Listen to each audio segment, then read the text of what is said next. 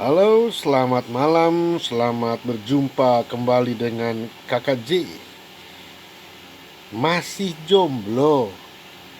Coba aja kenalan, siapa tahu jodoh. Silakan dibaca tulisan ini, tapi jangan percaya tulisan ini. Hari ini kita bicara tentang penundukan diri. Dalam kehidupan kekristenan, seorang wanita ada satu perintah yang sebenarnya sudah kita ketahui, namun kita masih harus terus berjuang dalam melakukannya. Perintah itu adalah penundukan diri kepada suami. Tak dapat disangkal, memang hal ini sangat sulit bagi seorang wanita, juga istri, untuk melakukannya.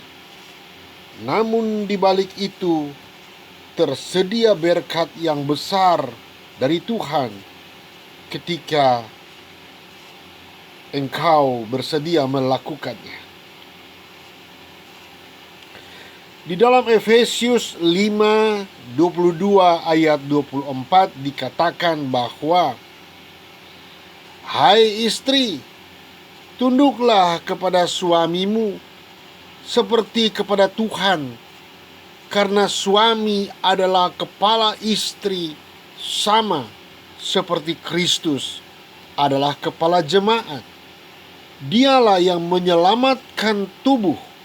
Karena itu, sebagaimana jemaat taat kepada Kristus, demikian juga istri kepada suami dalam segala sesuatu." Di dalam Kolose 3:18 juga dikatakan, "Hai istri-istri, tunduklah kepada suamimu sebagaimana seharusnya di dalam Tuhan." Penundukan diri bukan berarti istri berada di bawah posisi suami. Tetapi yang dimaksud di sini adalah bahwa istri rela menempatkan diri di bawah kepemimpinan suami. Namun dalam kehidupan sehari-hari, seringkali masing-masing pihak dipaksa untuk menundukkan diri dan yang lain dipaksa untuk mengasihi. Itu sebabnya sering terjadi keributan di dalam keluarga. Bahkan tidak jarang berujung pada perpecahan di antara anggota keluarga. Menundukkan diri berarti mempercayai bahwa perintah yang diberikan Allah tersebut adalah baik adanya bagi kehidupan kita.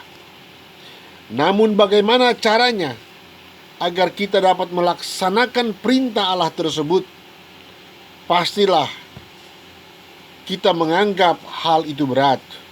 Tapi dengan selalu melihat kepada Tuhan dan mengasihi Tuhan, maka Tuhan akan memberikan kita hikmat dan kekuatan bagi kita untuk melaksanakan perintahnya tersebut.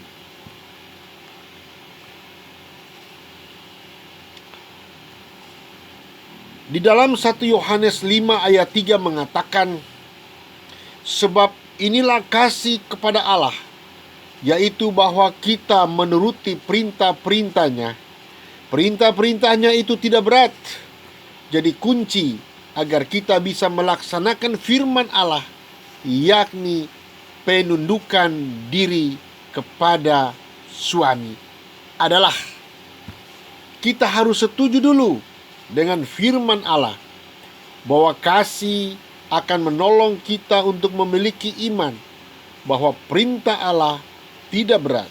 Sekalipun kita merasa sulit melakukannya, Namun jika kita memiliki sikap hati setuju dengan firman Allah, maka ini adalah langkah awal yang baik untuk menjadi pelaku firman.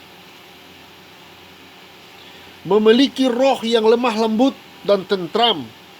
Lemah lembut yang dimaksud di sini bukan gemulai, melainkan sabar. Tidak menuntut haknya dan mau mengalah. Sedangkan memiliki roh yang tentram artinya menyadari bahwa sebagai istri kita adalah pembawa kedamaian. Lakukanlah perintah Tuhan, maka kita akan mendapat melihat ada anugerah Tuhan yang kita dapatkan ketika melakukan fungsi Anda sebagai istri. Berkat di balik penundukan diri itu luar biasa. Kita bisa melihat contoh pada sosok Sarah, istri Abraham. Ketaatan Sarah membuat ia melihat pembelaan Tuhan dalam hidupnya. Inilah mujizat penundukan diri. Semakin kita tidak menundukkan diri, kita tidak akan melihat mujizat, bahkan hati kita akan semakin pahit. Walaupun suami kita belum hidup taat kepada firman Tuhan, namun kita tetap wajib menundukkan diri kepada suami. Mengapa? Supaya suami dimenangkan oleh perilaku istri dan bukan oleh kata-kata istri. Apabila suami kita taat pada firman Allah, maka jadikan ia sebagai imam dan kepala rumah tangga yang saleh. Sebagai istri, saudara harus terus menundukkan diri dengan cara mendorong suami untuk hidup di dalam kesalehan. Penundukan diri adalah jati diri seorang istri.